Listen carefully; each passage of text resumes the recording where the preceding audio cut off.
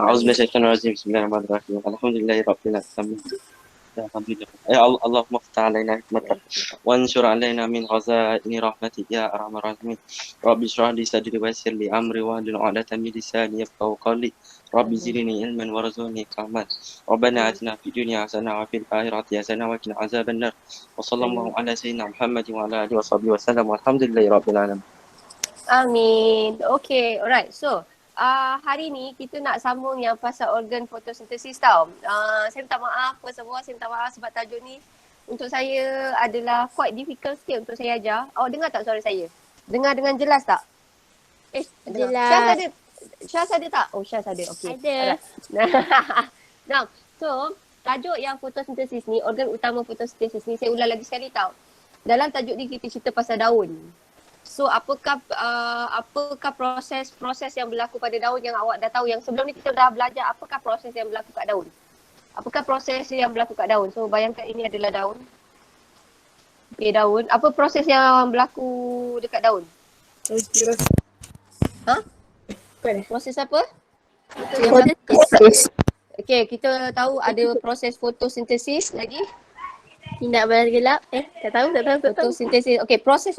Proses lain yang berlaku dekat daun. Selain fotosintesis, apakah proses lain? Sebelum ni kita dah belajar apa?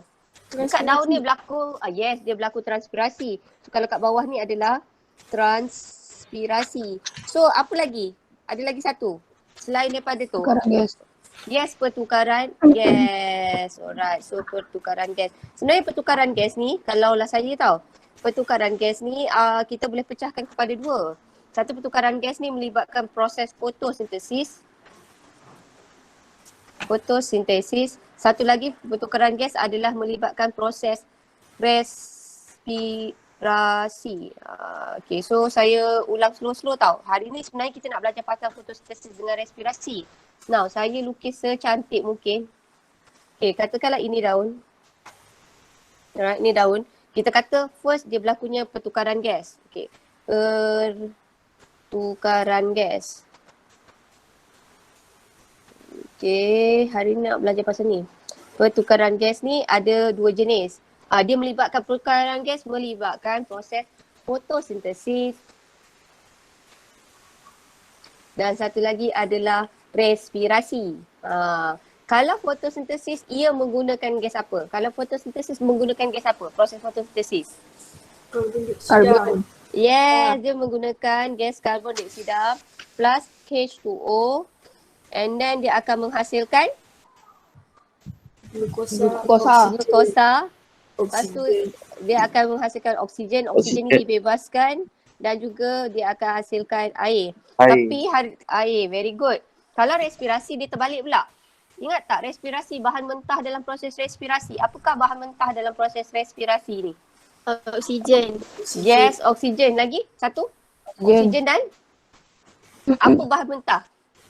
Respirasi adalah proses untuk kita mendapatkan tenaga. So apakah bahan mentah untuk menghasilkan tenaga? Apakah bahan mentah untuk menghasilkan tenaga? Apakah bahan mentah untuk menghasilkan tenaga? Glukosa. So kita ada glukosa plus dengan oksigen, ia akan menghasilkan tenaga dan juga dia akan menghasilkan karbon dioksida dan juga dia akan menghasilkan H2O, air H2O. Okay, so kalaulah awak tengok daripada equation ni sebenarnya, equation saya yang buruk ni tulisan ni, equation ni kita nak cakap inilah pertukaran gas. Kalau fotosintesis, gas karbon dioksida ni digunakan. Gas karbon dioksida digunakan. Tetapi kalau dalam respirasi, gas karbon dioksida dibebaskan. Nampak ni karbon dioksida. Kalau dalam respirasi, gas ini dibebaskan. Terbalik juga dibebaskan. Terbalik juga dengan oksigen. Kalau dalam fotosintesis, oksigen ni apa? Digunakan ke atau dibebaskan? Kalau fotosintesis? Bebaskan. Yes, very good. Dari sini awak nampak kat sini oksigen dibebaskan. Kalaulah dalam respirasi oksigen ini digunakan. Inilah yang kita panggil dia sebagai pertukaran gas. Okay, so pertukaran gas, ada gas tu keluar dan masuk. Alright.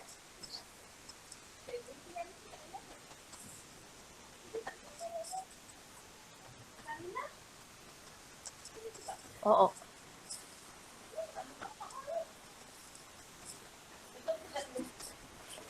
Okay, so kita nak tengok proses fotosintesis. Proses fotosintesis ni, okay, dia berlaku, ada dua tau. Proses fotosintesis ni, sebelum tu tertiba, susah sikit. Okay, proses fotosintesis ia berlaku di kloroplas. Okay, now, okay, apakah sel-sel yang mengandungi kloroplas? Apakah nama-nama sel yang dekat daun yang mengandungi kloroplas? Apakah nama sel? Sel apa? Lukman dah pandai ni. Sel apa ada banyak kloroplas dekat daun? Stroma. Wait. Yang kontrol stoma, sel pengawal. Lagi apa? Sel apa? Sel apa yang banyak kloroplas? Granum tilakot tahu saya. Granum. Okay, faham. Korang dah confused. It's okay. Now, okay, macam ni. Okay, kita slow. Proses fotosintesis ni dia berlaku pada sel mesofil palisat, pada mesofil berspan, pada sel pengawal. Kalau kita kata apakah jenis-jenis sel yang mengandungi banyak kloroplas, jawapannya adalah sel mesofil palisat, sel mesofil berspan dan satu lagi adalah sel pengawal. Kenapa sel-sel ini boleh menjalankan proses fotosintesis adalah disebabkan sel ini mempunyai kloroplas. Kloroplas adalah organel atau struktur yang membolehkan sel-sel ini semua menjalankan proses fotosintesis. Is it clear? Kalau saya tanya lagi soalan lagi seri. Antara sel mesofil palisat, antara sel mesofil berspan dengan sel pengawal, manakah satu sel-sel ini yang menjalankan proses fotosintesis paling tinggi? Tindak balas fotosintesis paling. Kenapa palisat ni paling banyak proses fotosintesis? Dia paling banyak kloroplas. Yes, sebab dia ada banyak kloroplas. So, kita susun lagi sekali. Farisha ada dalam ni ke? Farisha masuk tak? Tak ada? Tak tahu. Tak tahu. Siapa yang suara cute sangat tu? Saya. Tadi dia kata nak masuk. Dia ada link tak? Sekejap. Saya bagi dia punya link dekat WhatsApp. Okay, so sebelum tu, kalau lah awak nak tengok dekat sini, ini adalah daun. Ini adalah struktur daun. So dalam struktur daun ada, semalam saya dah cerita, nanti korang tengok balik dekat 5 opsi saya ada cerita semalam. So saya takut saya cerita banyak kali. Saya takut Luqman tidur sebab asyik cerita tajuk yang sama je kan. Macam tak move on cikgu daripada semalam kan. Sekejap ya. Kita masukkan. Alright. So, kita nak tengok kat sini. Sabar. Okay. Alright. So, ini adalah sel-sel. So, apa-apa bila kita kata kenapa daun ni, saya ulang lagi sekali sikit dah. Kenapa daun ni sesuai untuk menjalankan proses fotosintesis? Sebab satu, dekat daun ni dia ada sel yang boleh menjalankan proses fotosintesis. So, satu lagi, kenapa daun ni sesuai menjalankan proses fotosintesis? Sebab dekat daun ada xylem dengan phloem. Apa kaitan xylem dengan phloem dengan proses fotosintesis ni? Apa kaitan xylem dengan phloem dengan proses fotosintesis ni? Apa kaitannya? Angkut air. Apa kaitan xylem lah? Yes, angkut air. Kenapa air ni ada kaitan dengan fotosintesis? Nak jalankan proses fotosintesis tu lah. Sebab dia adalah bahan mentah untuk proses fotosintesis. So air diangkut oleh xylem dalam keadaan yang bulat ni. Semalam hari tu kita cakap dia apa? Berkas vaskular. Yes, ini kita kenali dia adalah sebagai berkas vaskular. Okay, ini adalah berkas vaskular.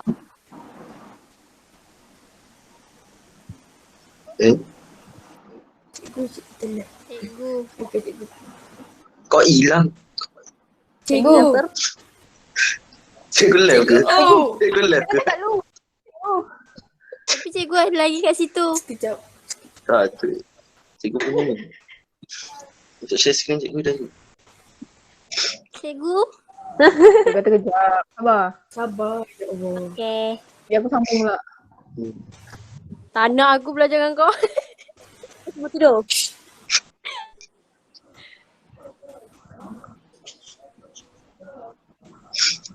Farah lag ah Farah. Nanti cikgu stres. Ya. Betul lah. Dah okey sikit dah. Aku dah selesai. Dengar tak suara saya? Dengar. Korang dengar tak suara saya? Dengar. Korang boleh dengar suara saya tak? Dengar Boleh. sikit lah. Dengar cikgu. Dengar. You guys boleh dengar suara saya tak? Dengar. Boleh. Eh? Boleh cikgu. Boleh cikgu. Boleh.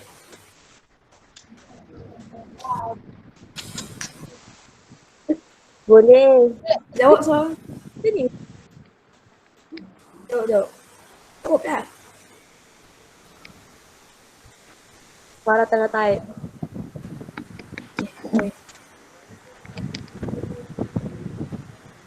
Cikgu tak nampak pun. Cikgu pandang skrin cikgu.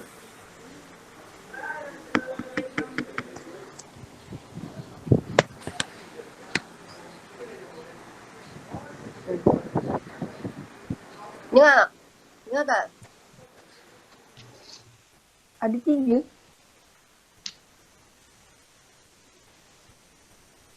Cikgu semua cikgu silent cikgu. Cikgu jangan mute. Cikgu buka mic cikgu. Ha? Dah left pula. Dah. Cikgu jangan mute.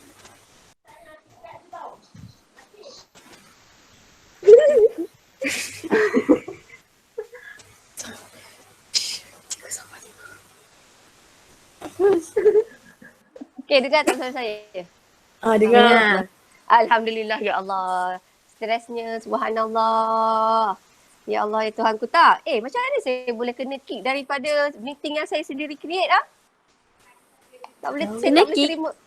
Saya kena kick, dismiss. Saya kena keluar daripada meeting ni sendiri. Oh biasa tu sebab tak ada line kalau dismiss tu.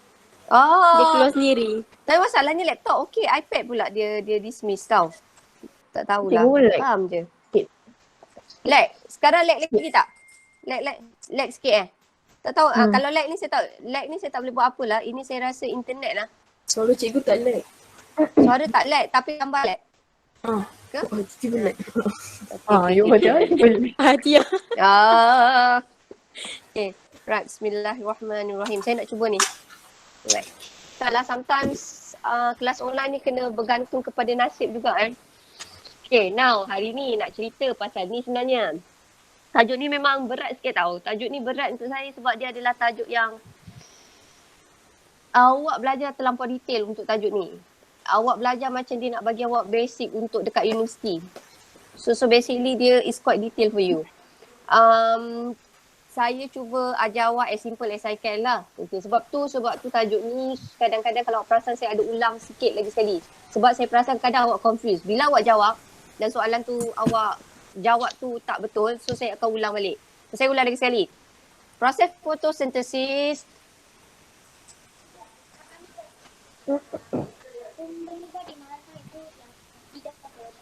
Yes.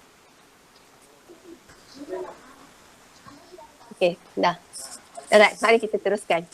Okay, now proses fotosintesis ni dia berlaku pada 3 sel, iaitu adalah sel mesofil palisad, sel mesofil bersifan dengan sel pengawal. Kenapa sel-sel ini boleh menjalankan proses fotosintesis? Disebabkan sel ini mempunyai kloroplas. Okay, now kenapakah kloroplas ini sesuai menjalankan proses fotosintesis? So, fotosintesis adalah disebabkan dalam kloroplas ada 3 struktur utama. Dia ada stroma, dia ada granium, dia ada tilakoid. Okey. Nah, dalam stroma adalah bendalin. Okey, dekat sini berlakunya tindak balas gelap. Apakah yang awak faham mengenai tindak balas gelap? Tak ada cahaya matahari. Apakah? Dia ada cahaya Tak matahari. ada cahaya matahari. So, bahasa dia kalau dalam buku awak dia guna bahasa panjang, dia akan guna perkataan macam ni tau. Tidak bersandar. Tidak bersandar. Dia kata sebenarnya in English we call as independence. Tidak bersandar kepada cahaya. Dia ada perkataan tidak bersandar. Okey. Kalau sini kita kata tilakot dia terlibat dalam tindak balas cahaya kerana dia melibatkan cahaya matahari. So hari ni saya nak masuk detail sikit tau. Tilakot, okey, yang ini ada dalam buku awak.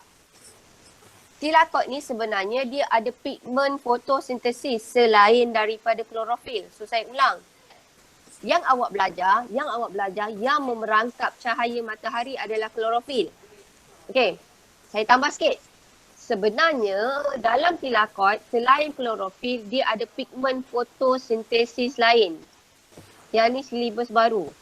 So dalam tilakot selain ada warna hijau yang kita kenali dia sebagai klorofil, ia ada warna kuning, ada warna oranye dan juga ada warna merah. So far okey tak? Pigmen fotosintesis tu berikan saya contoh-contoh pigmen fotosintesis. Apakah pigmen fotosintesis tadi yang saya kata? Pigmen fotosintesis. Merah, oranye, kuning. So dia ada kuning, dia ada color lain. So senang kata macam ni. Warna hijau ni dia adalah warna dominan. Senang kata antara kita ada 4 color ni, hijau ni yang paling perangkap tenaga cahaya. Senang kata korang ada 4 orang adik-beradik, yang paling glamour yang sulung. Semua orang ingat nama yang sulung. Masuk yang kedua, ketiga semua orang dah tak ingat. So senang kata dalam pigmen fotosintesis ni actually ada 4 tapi yang paling dominan adalah warna hijau yang nama dia klorofil. Klorofil sulung.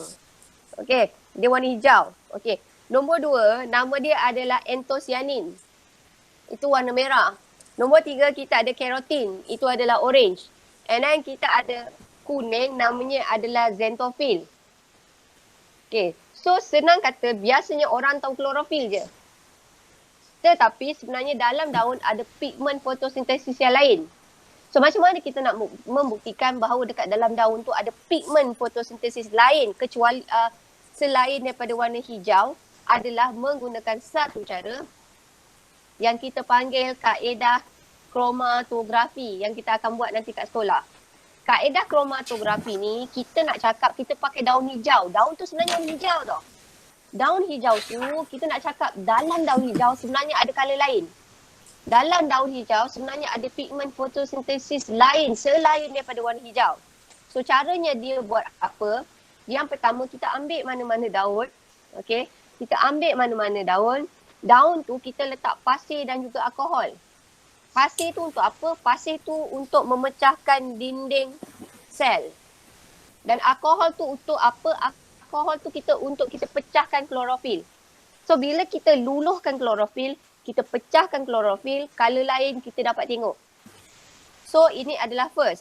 And then the second step, ini second step.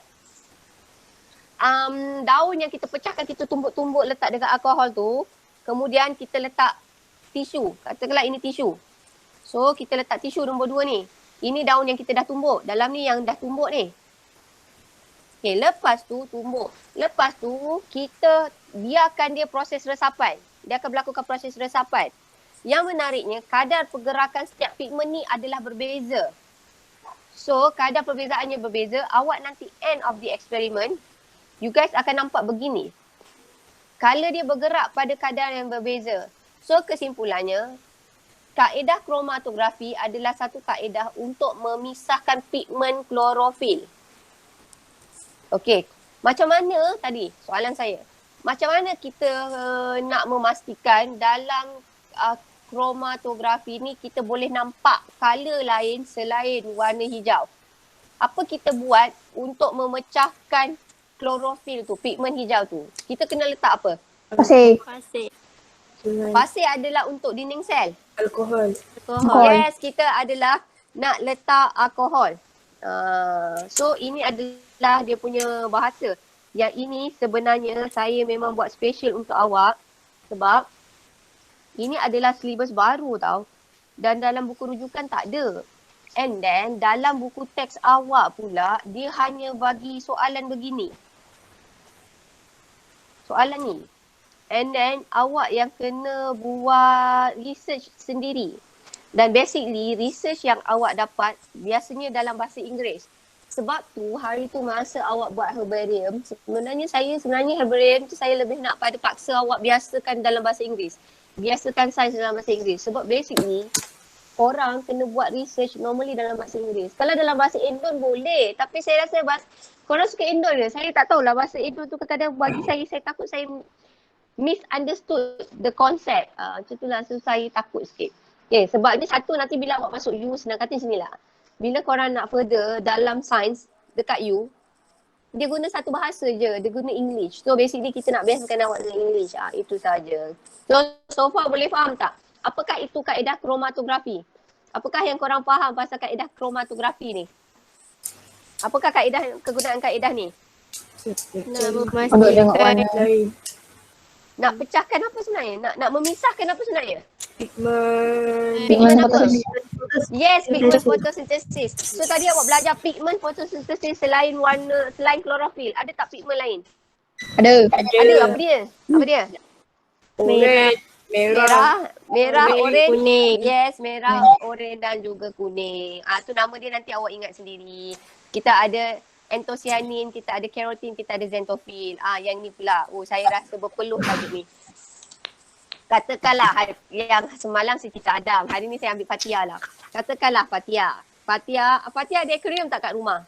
Siapa ada aquarium kat rumah? Tak, dia terus laju je dia kata tak. Fatia.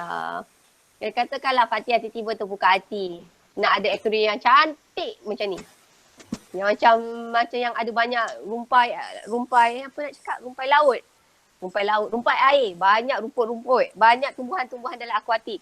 Okay, yang ini pula, ini kalau orang suka bela ikan tau. My brother, saya punya adik suka sangat bela ikan. Dia suka main dengan mentor whatever, saya pun satu benda tak faham. Ada tak siapa yang suka bela ikan? Sebab dia rasa macam ada certain orang, dia kata aquarium dan dia bila setting aquarium begini, dia kata macam terapi. Dia suka tengok ikan tu bergerak-gerak. Ada orang cara dia nak hilangkan stres adalah bela something. So macam my brother, dia suka bela ikan. Dan ikan tu dia pergi set up, dia pergi cari rumpai dekat parit, whatsoever, dia akan set up sendiri and everything. Lepas tu nak bagi something, dia akan letak lampu. Rupanya saya baru tahu tau. Aquarium ni bila korang nak letak lampu, katakanlah sini, macam mana saya nak lukis lampu? Nangislah saya. Lampu, saya tak tahu ni lampu. Okay. Katakanlah letak lampu. Kita nak bagi tumbuhan dekat situ tu berfotosintesis. Awak tahu tak cahaya kan warna putih kan? Tahu kan? Awak belajar fizik tak? Cahaya putih tu kalau kita pecahkan, kita dapat berapa warna? Cahaya putih, cahaya tak. Yes, very good. Kita dapat 7 colour kan? So colour dia colour apa? Daripada cahaya putih tu. Merah. Yes, merah. Merah hingga Merah, Kuning, hijau, biru, Indigo. indigo apa? Indigo, ungu. Jadi yang ni budak ajar saya tau. Michael Jackson kena halau balik India Utara. Okay, so merah. Kita start dengan merah. Selalu colour yang paling glamour saya tak tahu kenapa. Normally adalah merah dan satu lagi adalah biru. Merah dan biru. So daripada warna merah dan biru ni, dari segi dia punya frekuensi dan juga panjang gelombang, dengar tak? Dengar. Nak cerita pasal warna ni, saya berpeluh ni, saya takut ni. Nah, kita kata cahaya putih tu dia ada 7 spektrum. Daripada cahaya tu, dia akan ada frekuensi yang berbeza. Contoh. Katakanlah kalau warna biru ni, awak nak compare warna biru ni, dia punya panjang gelombangnya adalah rendah. Tetapi frekuensinya adalah tinggi. Kalaulah merah pula panjang gelombangnya adalah tinggi tetapi frekuensinya adalah rendah. Okay, normally warna cahaya dekat aquarium ni, lampu ni, kita ada 2 color je. Satu adalah merah, satu adalah biru. Kalaulah awak nak letak paling sesuai, nak letak warna apa? Merah ke biru? Lampu yang sesuai.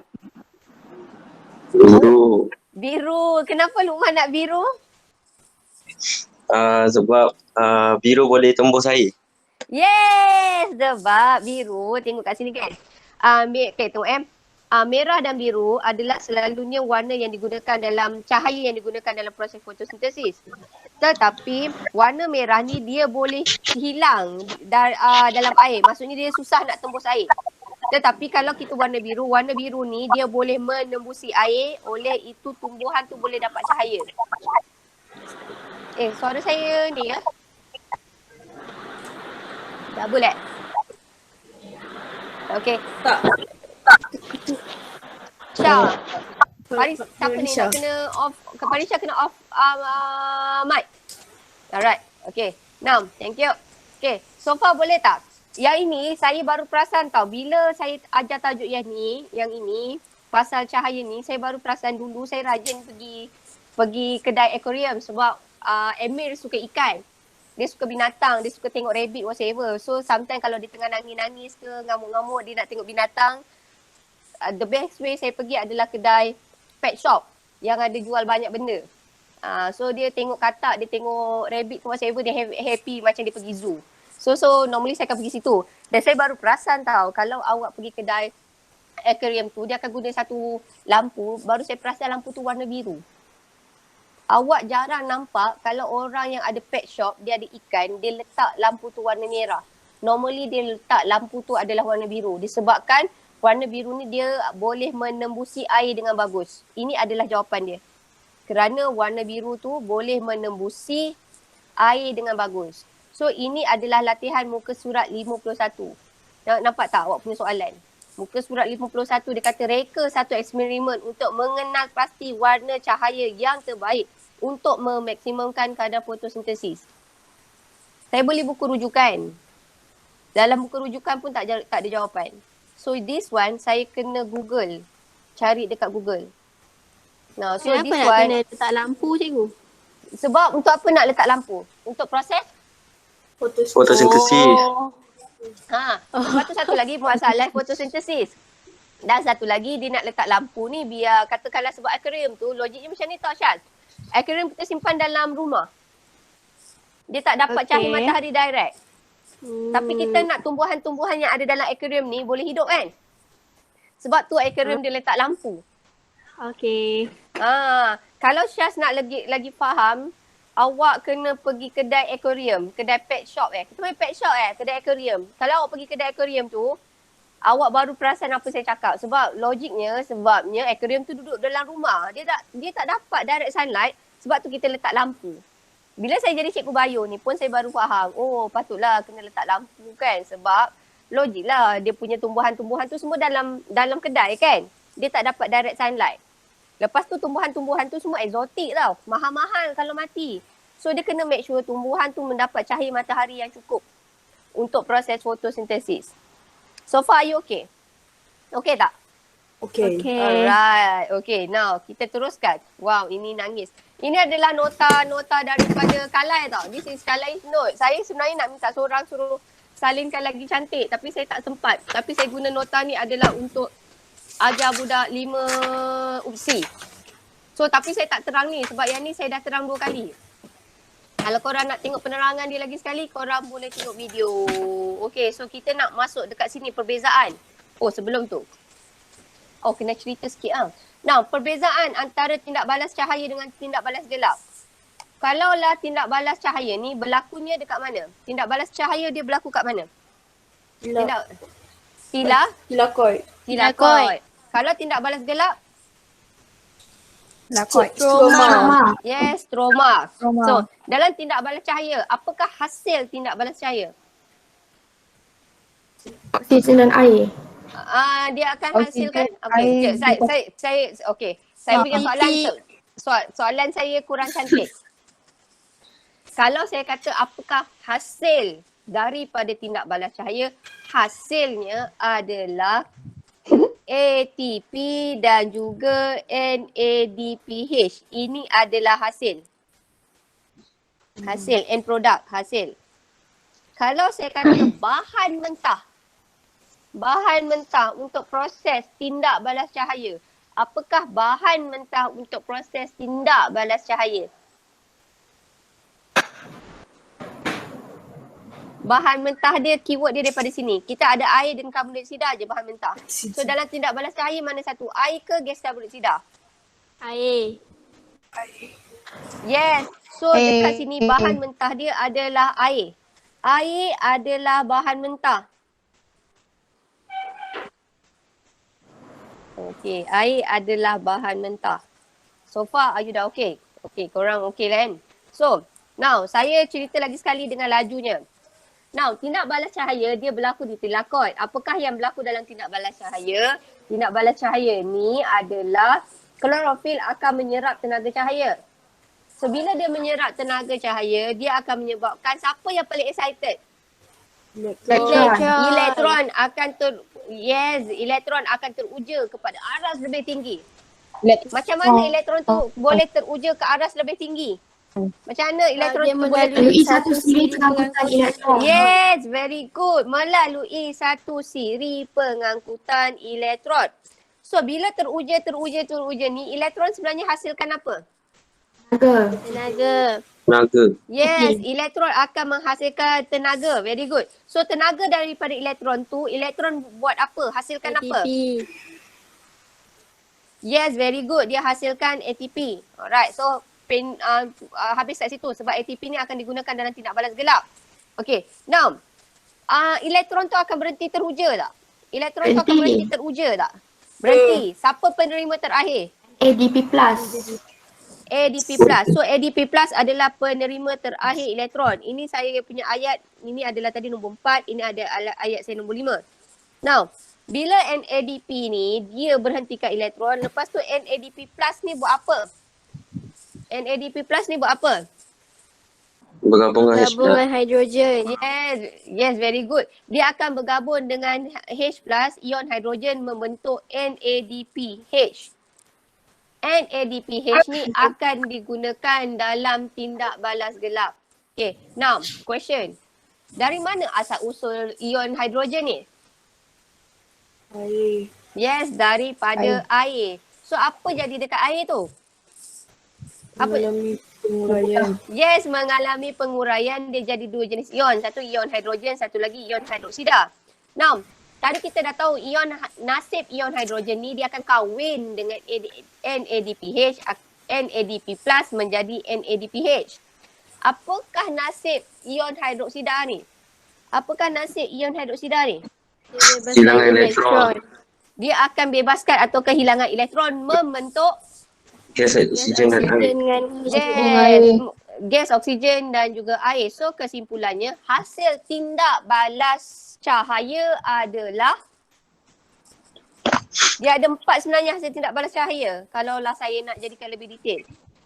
Hasil tindak balas cahaya yang akan digunakan dalam tindak balas gelap adalah hasil tindak balas cahaya yang akan digunakan dalam tindak balas gelap. Karbon. ATP. ATP dengan NADPH. Okay. Sebab saya cuba tanya soalan slow-slow. Okay. Now, apakah hasil tindak balas dia? Hasil tindak balasnya adalah oksigen dan juga air. Tajuk ni memang pening sikit. Relax je. Kita chill je. Okay. Now, soalan saya. Katakanlah, ada tak kaitan tindak balas cahaya dengan, katakanlah macam ni. Kalaulah tindak balas cahaya tidak berlaku, dia memberi kesan tak kepada tindak balas gelap? Jika tindak balas cahaya, kenapa ya? Kalau tindak balas cahaya tidak berlaku, apakah kesan kepada tindak balas gelap? Apakah kesan? Apa yang tadi kita kata yang akan digunakan dalam tindak balas gelap? Apakah daripada tindak balas cahaya yang akan digunakan dalam tindak balas gelap? Ni ADP. Yes. So tindak balas gelap ni dia bergantung dengan tindak balas cahaya sebab ada dua bahan which is NADPH dan juga ATP yang akan digunakan dalam tindak balas gelap. So basically tindak balas gelap sangat bergantung kepada tindak balas cahaya. Kenapa? Bila tindak balas cahaya tidak berlaku, tiada NADPH dengan ATP. Kalau tak ada NADPH dengan ATP, tindak balas gelap tak boleh berlaku. Senang kata glukosa tak dapat dihasilkan. Nampak tak? Kenapa? Sebab ayat di sini, dalam tindak balas gelap, karbon dioksida akan bergabung dengan sebatian organik 5 karbon membentuk sebatian organik 6 karbon. Sebatian organik 6 karbon ini akan diturunkan oleh NADPH dan juga ATP untuk menghasilkan glukosa. So basically jika NADPH dan juga ATP tidak terhasil, glukosa tidak dapat dihasilkan. Okey. Macam mana glukosa boleh jadi kanji? Macam mana glukosa boleh jadi kanji? Kondensasi. Yes, melalui kondensasi. Okey, kondensasi adalah satu proses daripada molekul ringkas. Glukosa ni is like this tau, satu molekul kecil-kecil ni kan. Kalau kanji dia akan jadi rantaian. Ini aja kanji. Okey. So, kesimpulannya tindak balas gelap sangat bergantung kepada tindak balas cahaya. Baru saya nak masuk persamaan, perbezaan. So, apakah persamaan antara tindak balas gelap dan tindak balas cahaya? Apakah persamaan paling utama? Kedua-dua ni berlaku di mana? Kloroplas. Yes. Okay, so kedua-duanya berlaku di kloroplas. So, barulah saya masuk dia punya perbezaan. Okay. Apakah bahan yang diperlukan? Apakah bahan yang diperlukan dalam tindak balas gelap? Apakah bahan yang diperlukan dalam tindak balas gelap? Karbon dioksida. Karbon dioksida. Apakah bahan yang diperlukan dalam bahan mentah? Bahan mentah. Yang ATP diperlukan. dengan... tu tahu lah. Sekejap, sabar. Kan, sabar. Saya kena bagi soalan tu dengan cantik sekali. Okay, saya ambil kat sini tau. Ini pun perbezaan ni tak cantik. Okay, kalau dia kata lokasi berlaku, tindak balas cahaya berlaku di tilakot. Kalaulah tindak balas gelap, ia berlaku di stroma. Jenis tindak balas, kalaulah tindak balas cahaya, dia melibatkan tindak balas fotolisis air. Kalau tindak balas gelap, dia melalui satu siri tindak balas biokimia ATP. Yang ni kita Kelvin, korang tak payah belajar. Okay, kalaulah tindak balas cahaya, ia memerlukan cahaya. Kalau tindak balas gelap, ia tidak memerlukan cahaya. Bahan mentah. Bahan mentah yang diperlukan untuk tindak balas, untuk cahaya adalah air. Sebab tu dah berlakunya fotolisis. Berlakunya fotolisis. Kalau yang ini, bahan mentahnya adalah gas karbon dioksida. Kalau sini, hasil end product dia adalah oksigen dan juga air. Dekat sini, tindak balas gelap adalah glukosa. Air ni ada tapi kita tak explain tadi. Nota awak, cantikkan sikit. Nota awak, saya letak NADP, saya letak ion hidrogen je. Sebenarnya yang lagi cantik adalah NADPH. Saya nak cakap macam ni, NADP ni sebenarnya dia kerja dia bawa ion hidrogen je. Dia adalah carrier saja. Tapi untuk level awak just panggil dia NADPH je. So senang kata, kalaulah tindak balas cahaya adalah tindak balas yang membentuk ATP dan NADPH. Kalaulah tindak balas gelap adalah tindak balas yang menggunakan ATP dan juga NADPH. Do you understand? Saya pun tak tahu nak tanya apa cikgu. Ke macam tu? Okay, kesimpulan. Kenapa ATP dengan NADPH ni digunakan dalam tindak balas gelap? Kenapa yang ini digunakan dalam tindak balas gelap? Untuk menghasilkan? Glukosa. Yes, untuk menghasilkan glukosa. Okay. Now, so ini dah sudah. Model rumah hijau pula. Saya nak masuk model rumah hijau pula. Apa yang korang faham pasal model rumah hijau? Apa yang korang faham dengan model rumah hijau? Banyak. Ha?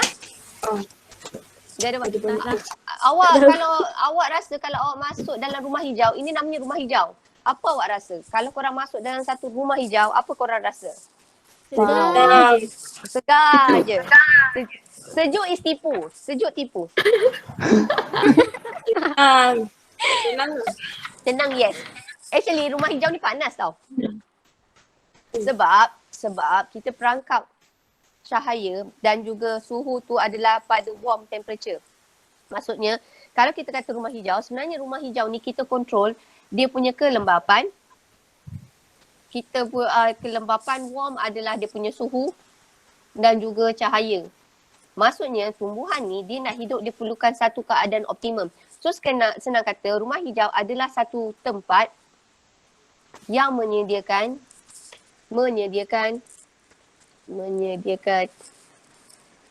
persekitaran optimum untuk tumbuhan. Senang kata, dalam rumah hijau ni wajib suhu yang sesuai, suhu yang optimum, keamatan cahayanya tinggi, tak bolehlah tinggi sangat, keamatan cahayanya adalah tinggi dan dia perlu bekalan air yang cukup. Bekalan air dia cukup. Dan satu lagi kepekatan karbon dioksida lah. Itu adalah untuk eksperimen. Now, kalaulah rumah hijau ni sebenarnya saya tak pernah tengok cerita Korea. Saya pernah tengok dulu-dulu temankan mak saya tengok je lah. Saya tak ingat cerita apa saya temankan mak saya tengok cerita Korea. Tapi saya tengok cerita Korea old school yang zaman-zaman saya suka tengok cerita Korea yang saya suka tengok cerita sejarah. Saya suka tengok macam zaman emperor, saya suka kostum. Tapi saya tak ingat cerita Korea apa yang saya tengok dengan mak saya. I cannot remember. Now, awak pernah tak tengok ada satu cerita dekat luar tu ada banyak salji tapi dia boleh tanam pokok kat dalam tu? Ada tak korang pernah tengok cerita macam tu? Dia musim sejuk tau, dia winter tapi dia boleh tanam pokok. Dia tanam pokok ni dekat rumah hijau ni lah, greenhouse ni. Inilah rumah hijau.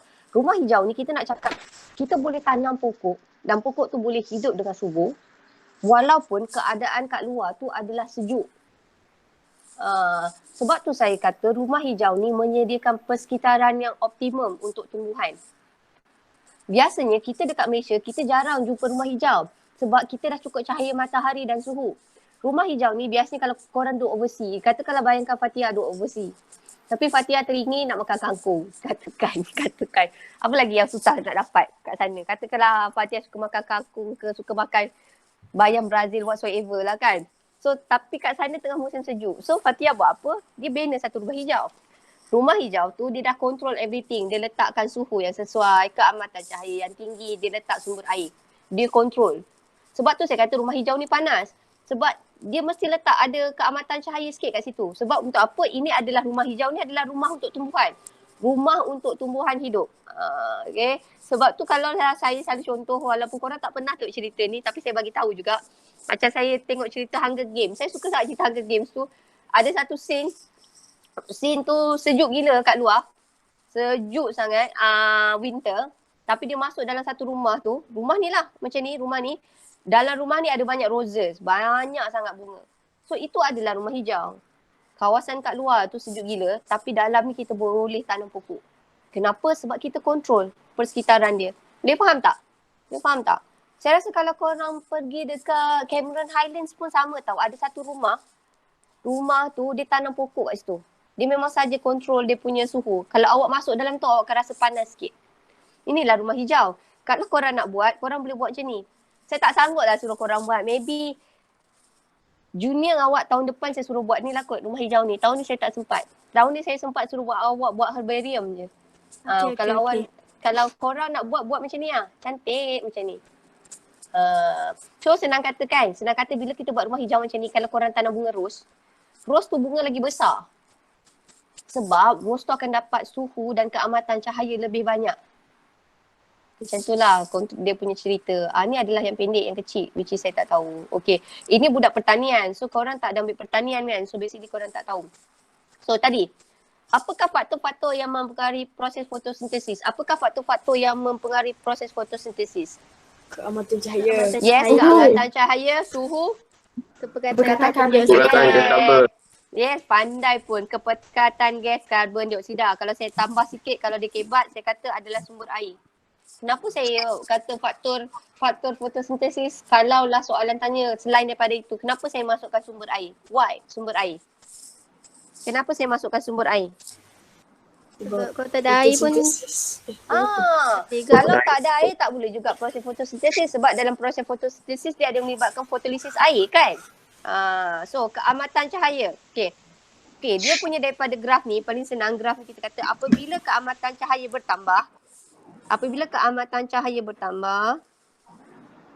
sekejap, keamatan cahaya bertambah, saya kena beli pen ori lah. Malas betul saya. Sadah. Memang tak boleh. Boleh. Bila keamatan cahaya bertambah, kadar fotosintesis juga akan bertambah. Sehingga kalau awak nampak ini kita kata kadar dia adalah kosong. Ini adalah malar. Kenapa kalau awak nampak kat sini malar, kita kata dia ada faktor penghad. Maksudnya faktor penghadnya kat sini adalah gas karbon dioksida dan juga suhu. Kalau kita nak naikkan graf tu tinggi begini, kita kena tambah gas karbon dioksida dan juga suhu. So kesimpulannya apabila keamatan cahaya bertambah, kadar fotosintesis juga bertambah. Sehingga gas karbon dioksida dan juga suhu menjadi faktor penghad. Macam mana awak tahu dia jadi faktor penghad? Bila graf korang jadi malar. So bila malar, kita kata suhu dan juga keamatan suhu dan juga karbon dioksida ni adalah sebagai faktor penghad. Okay, now. Kenapa cahaya diperlukan dalam proses fotosintesis? Ini adalah explanation dia. Sebab tenaga cahaya digunakan untuk menguraikan molekul air, which is dalam proses fotolisis. Ni saya terus laju je lah. Now, kenapakah suhu dia tak suhu ni mesti ada suhu optimum? Suhu ni biasanya ada kaitan dengan tindak balas apa? Kalau suhu je kita kata dia ada kaitan dengan tindak balas apa? Suhu ni ada kaitan dengan tindak balas apa? Enzim. Yes, very good. Dia ada kaitan dengan tindak balas enzim. So, kalau dia terlampau panas, kalau dia suhu tu terlampau tinggi, ia akan menyebabkan enzim tu mengalami apa? Kalau mati untuk enzim kita panggil dia sebagai apa? Ya, asli. Ya, very good. Ternyah asli. So, enzim tu akan ternyah asli. So, senang kata, suhu ni dia memain peranan adalah untuk apa? Adalah untuk enzim. Dan suhu ni dia ada suhu yang sesuai, which is antara 25 hingga 30. So saya ulang slow-slow.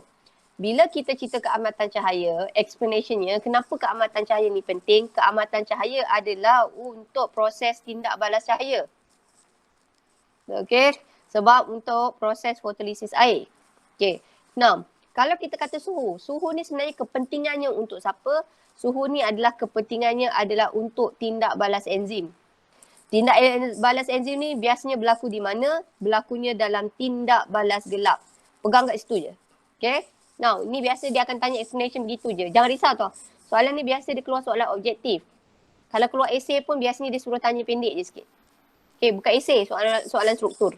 Okay. Now, kepekatan gas karbon dioksida. Now, kepekatan gas karbon dioksida ni sama macam suhu. Bila kepekatan gas karbon dioksida ni meningkat, kadar fotosintesis juga meningkat. Sehingga awak nampak malar. Kalau malar je dia ada faktor penghad. So apakah faktor penghad untuk kepekatan gas karbon dioksida? Awak teka dekat sini apakah faktor penghad dia? Suhu. Suhu dan Keamatan cahaya. yes, suhu dan keamatan cahaya. Okay. So kalau lah dikata kat sini kepekatan gas karbon dioksida ni biasalah. Kenapa kepekatan gas karbon dioksida ni penting? Sebab gas karbon dioksida adalah bahan mentah untuk tindak balas gelap. Untuk menghasilkan glukosa. Alright. So, seterusnya. Saya ambil sikit je. Jarak. Teka Ini eksperimen ni kita akan buat nanti insyaAllah. Awak ready tau. Buka sekolah je semua eksperimen petang. Pukul 2, 2.30. Pukul 2. Okay. 6. Jarak. Awak teka tau. Kalaulah jarak tu makin dekat, macam ni kan. Jarak tu makin dekat, kalau jarak dia dekat, katakanlah sini 5 cm. Compare dengan 20 cm. Keamatan cahaya yang mana yang lebih tinggi? 5 cm ke 20 cm? 5. Yes, kalau sini kita kata keamatan cahayanya adalah tinggi sebab dia dekat kan. Kalau sini kita kata keamatan cahayanya adalah rendah. Sebab tu kalaulah awak tengok kat sini, bila dia punya jarak adalah 5, kadar fotosintesisnya adalah tinggi. Tetapi kalau jaraknya makin jauh, kadar fotosintesisnya adalah rendah. Okay, ini adalah eksperimen yang korang akan buat. Ini pula kita tengok adalah suhu. So dekat sini suhu dia mempunyai suhu optimum. Dalam gambar ni, okay, berdasarkan graf di sini, awak teka mana satukah suhu optimum dia yang sesuai, suhu optimum. 10, 20, 30, 35, 40, 50. Berdasarkan graf ni, 35. yes, 35. Kenapa Farah cakap 35 ni adalah suhu optimum untuk tumbuhan ini? Berdasarkan graf. Sebab? Sebab kat graf tu dia paling tinggi. Betul. Sebab dari satu lagi ini paling tinggi, very good. Dan satu lagi awak boleh nampak jumlah gas yang dibebaskan pun paling banyak. Kadar fotosintesis dia pun paling tinggi. Ya. Nah, so yang ini pula adalah kepekatan gas karbon dioksida. So yang ni tak payah. Gas karbon dioksida ni kita pakai satu je. Kita pakai natrium hidrogen karbonat adalah bahan yang membekalkan gas karbon dioksida dalam air. Ni later. Okay. Now, kita terus buat latihan. Buku SPS awak, buku teks muka surat berapa? Your textbook ni muka surat berapa? Sekejap nak padam ni sebenarnya. Berapa? 22. 22. Alright. Jap. Semalam si Luqman dah ni kan? Jawab kan Luqman? Luqman. Sekejap. Apa saya buat ni? Sekejap. Alright. Okay, Nam. Saya nak suruh siapa yang susah, yang kita teringin nak dengar suara dia. Susah nak dengar suara dia kan? Aina Uzma? Aina. Nyatakan 3 faktor yang mempengaruhi kadar fotosintesis. 2.4 ni. Apakah faktor-faktor yang mempengaruhi kadar fotosintesis? Aina tarik pun boleh. Suhu. Yes, very good. Suhu. Lagi? Keamatan cahaya. Keamatan cahaya, suhu. Keamatan cahaya. Lagi satu? Kepekatan gas karbon dioksida. Yes, kepekatan gas karbon dioksida. Alright, betul. Okay, Aina, pilih seorang Aina yang paling awak rasa solehah. Apa cikgu? Awak pilih kawan awak yang awak rasa paling solehah. Pilih kawan awak yang awak rasa paling solehah. Arina. Arina. Okay, now Arina. Okay, nyatakan kesan keamatan cahaya yang berbeza terhadap proses fotosintesis. Keamatan cahaya. Apabila keamatan cahaya itu rendah, apa jadi pada kadar fotosintesis? Soalan nombor 2 di sini. Tadi dia left saya nampak. Tadi dia left. Oh, dia left. Oh, okay. Alright, so saya bagi awak satu tips dulu sebelum saya pulangkan dekat orang. Saya silap ni. Okay, now macam ni tau. Kalau dia kata nyatakan kesan keamatan cahaya yang berbeza terhadap proses fotosintesis, awak buat macam ni. Keamatan cahaya ni, apabila keamatan cahaya meningkat, kadar fotosintesis juga meningkat. Apabila keamatan cahaya itu rendah, kadar fotosintesis adalah rendah. Kenapa? Tadi kita kata keamatan cahaya tu dia berkait dengan tindak balas mana satu? Dia berkait dengan tindak balas gelap ke tindak balas cahaya? Kalau dia berkait dengan tindak balas cahaya, apakah kesan keamatan cahaya terhadap tindak balas cahaya tu? Macam tu. Okay. So Aina kena pilih orang lain. Aina, pilih solehah yang lain. Fatia. Fatia. Fatia. Paling solehah. Paling solehah. Fatia, okay. Tadi kita dah bagi tips ni, Fat. Sampai bila? Ayat-ayat. Saya mulakan Apabila bila nak kena syuting keamatan cahaya rendah kadar Sama je. Yelah. saya dah keluar. Okey.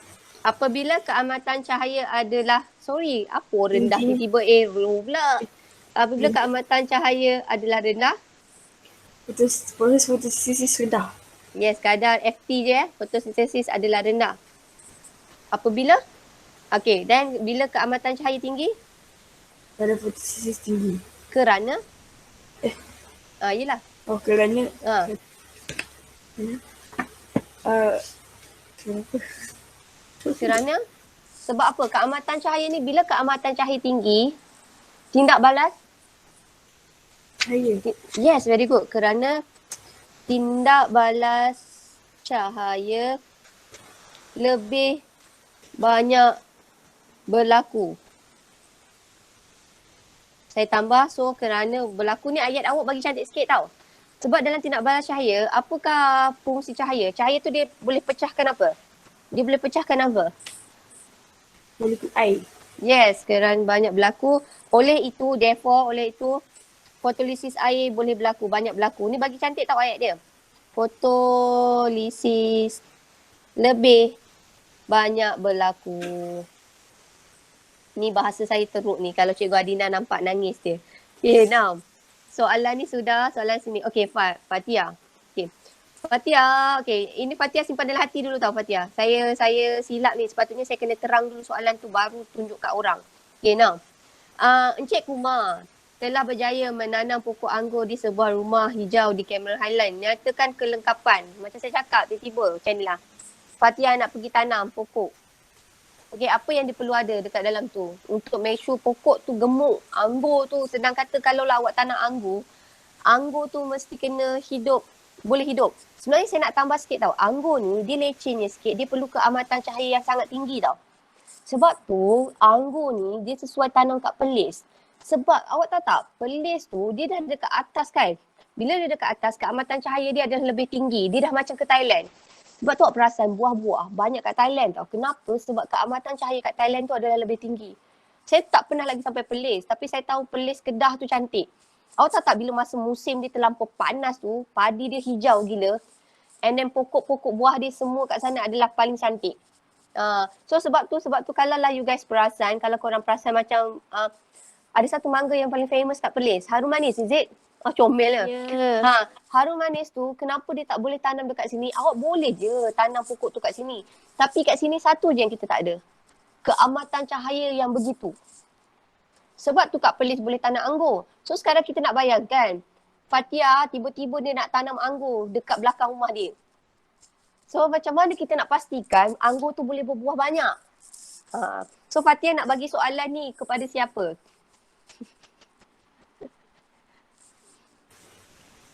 Elah comelnya. Fatia nak bagi siapa soalan ni? Jimmy pun ada tapi saya takut tiba-tiba Jimmy left the meeting pula. Cuba bagi saya. Pilih saya. Nak bagi siapa Jimmy? Arina. Tadi dia hilang. Arina ada balik tak? Arina? Saya takut line lah. Ya ada. Okay, so Arina macam mana kita nak tanam, katakanlah si Fatia nak tanam pokok anggur ni kat belakang rumah dia. So macam mana kita buat? Rumah hijau tu apa yang kita buat kat rumah hijau tu?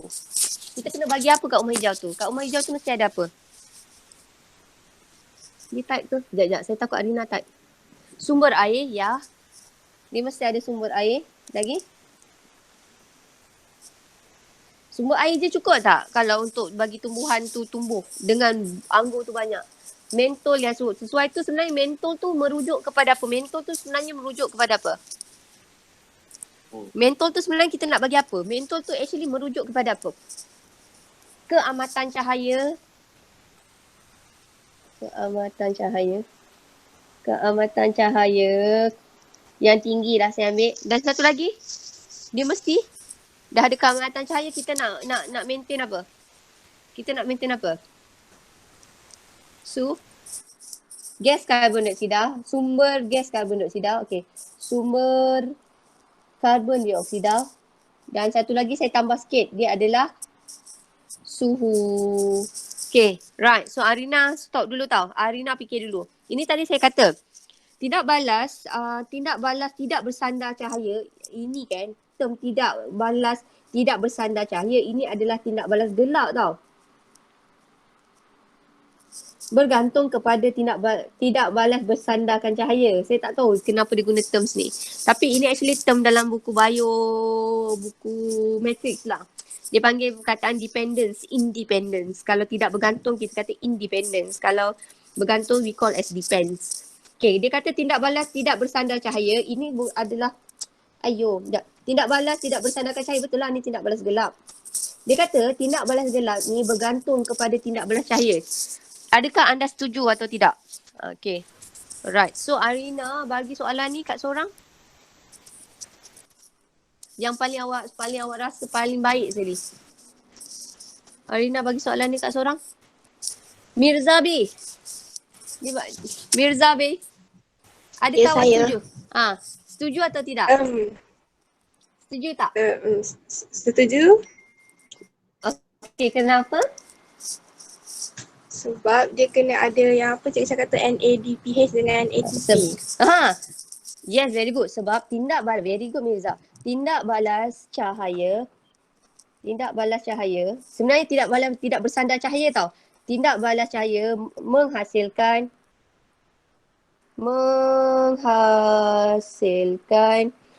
ATP dan juga NADPH yang akan digunakan dalam tindak balas gelap. So sebab tu kita kata tindak balas cahaya ni pun dia senang kata tindak balas gelap ni bergantung kepada tindak balas cahaya. Alright. So kesimpulannya tadi kita kata apakah yang kita belajar hari ni adalah pigment fotosintesis. So pigment fotosintesis ni dia dijumpai kalaulah pigment fotosintesis ni kita tahu dalam kloroplast. To be specific, pigment fotosintesis ni dalam kloroplast kita boleh jumpa kat mana? Dia ada 3 je tadi. Sama ada dijumpa dekat granum, stroma atau thylakoid. Pigment fotosintesis boleh dijumpai di mana dalam kloroplast? To be specific. Thylakoid. Yes, very good. Thylakoid. Now, kemudian pigment fotosintesis ni sebenarnya ada banyak. Yang paling utama adalah klorofil. Nyatakan 3 pigment fotosintesis lain yang kita boleh jumpai di thylakoid. Simpan dalam hati. Saya nak tanya seorang Putri. So Putri, kita boleh jumpa apa lagi pigment fotosintesis selain daripada selain klorofil? Apa warna yang kita boleh jumpa Putri? Merah, kuning, Merah, very good. orange. Yes, very good. Merah, kuning, orange. Tapi pigment, tadi sekarang saya cakap, pigment fotosintesis ni paling dominan adalah hijau. Kalau daun tu warna hijau, pigment yang 3 colour tu tadi, awak takkan nampak.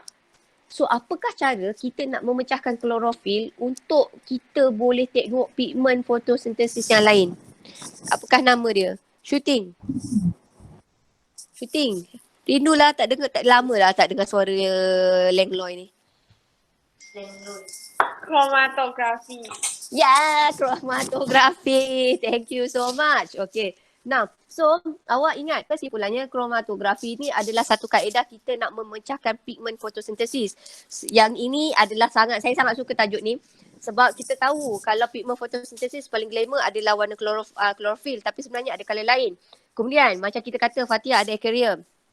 Aquarium ni senang kata tumbuhan apa-apa tumbuhan walaupun dia hidup dalam air, dia memerlukan cahaya.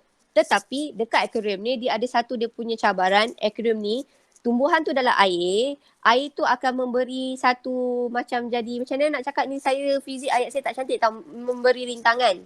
Tapi tumbuhan tu perlukan cahaya. So, kalau kita nak pasang mentol, okey, cahaya warna apakah yang paling sesuai? Simpan dalam hati. Saya teringin lah suara ni. Kalau saya minta Syamil jawab tak? Syamil boleh jawab tak Syamil? Kalau Syamil line tak elok, Syamil type je pun tak apa. Tahu? Syamil, kalau lah awak ada aquarium tu, awak nak letak cahaya warna apa sesuai? Awak nak letak warna biru ke? Awak nak letak warna merah? Kalau dan bagikan alasan. Warna apa sesuai? Warna biru. Kenapa Syamil suka biru? Kenapa Syamil suka biru? Kenapa awak suka biru? Sebab biru? Cahaya biru? Yes, cahaya biru dapat menembusi air. Okey, last sekali. Kita dah belajar hari ni, kita belajar 3 tau. Kita dah belajar pasal kromatografi, kita dah belajar cahaya yang sesuai dan satu lagi kita belajar mengenai faktor-faktor yang mempengaruhi fotosintesis. Okey. Faktor-faktor yang mempengaruhi fotosintesis yang paling glamour adalah suhu. apakah kaitan suhu dengan kadar fotosintesis? Apakah kaitan suhu dengan kadar fotosintesis? Apakah yang terjadi kalau suhu tu meningkat? Apa jadi kalau suhu tu sampai 50? Ni Pandai boleh hati jawab ke simpan dalam hati? Simpan dalam hati. Okay, Farah. Sebab saya tahu Farah tak sabar. Tanya je. Tak. Sebab kesian kat dia. I nak jawab ni tapi asyik bagi orang lain je kecil hati. Okay, so jawablah Farah. Kalau suhu tu terlampau tinggi Farah, apa akan jadi? Dia ni, dia enzim tu. Kenapa dengan enzim tu? Kalau suhu tu tinggi, Allah. Comel Enzim tu dia berfungsi. Kalau suhu dia tu terlampau tinggi, let's say 50, apa jadi? Apa jadi Dia- pada enzim? Enzimnya ni. Yang asli. Yeay! Enzim tu akan ternyah asli. So very good. So kesimpulannya faktor-faktor yang mempengaruhi fotosintesis kita tadi belajar ada berapa? Ada? 3. 3. Apa dia? Sebut. Semua je sebut. Apa dia? Apa yang Keamatan kita cahaya. Keamatan cahaya. keamatan cahaya. Suhu. Yes. Perkataan gas karbon Yes, dioksida. perkataan gas karbon dioksida. So far okay tak tajuk ni? Are you okay? Okey kau. Okay, tajuk ni pening sikit tak? Saya rasa kita dah start pening lah tajuk ni. So far korang okay lagi tak? So far so good. So far so good Alright, so itu saja. Thank you so much.